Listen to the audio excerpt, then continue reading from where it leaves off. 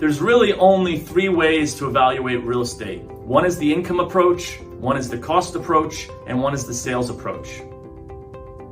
The first approach, the income approach, is based on how the asset performs itself. So in this case, you take the income minus all of the expenses. This would be taxes, insurance, water, sewer, maintenance, capital improvements, and any of the other expenses that come in.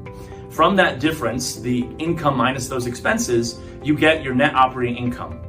The bank or someone lending from you will establish, based on the principal and interest payment, the max that they are willing to lend on that asset.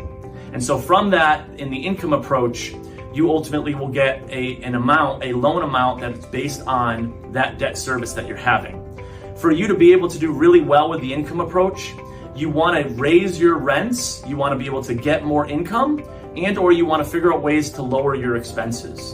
And so if you do that, you can really drive significant improvements in the performance of the asset, and then you can take out more money.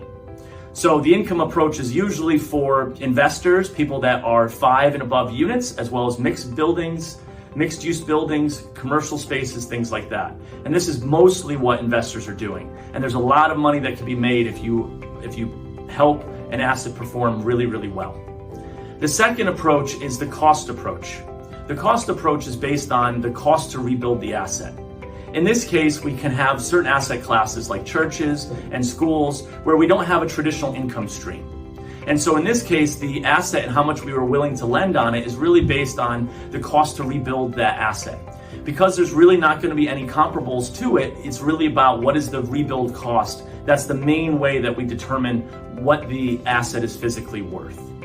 That is not used as much in real estate investing, but it's really used when you have a non-conforming, really weird asset to determine its valuation. The third is the sales approach. So this would be more for Fannie Freddie mortgages, any property that's 1 to 4 units.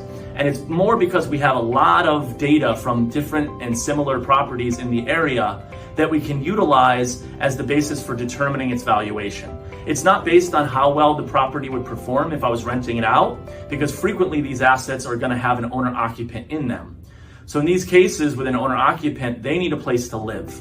And so the best way to determine its value then is to see what other similar properties in the area with similar numbers of bedrooms, number of bathrooms, and special amenities, maybe a garage, maybe a finished basement, to basically do pluses and minuses against those similar comps.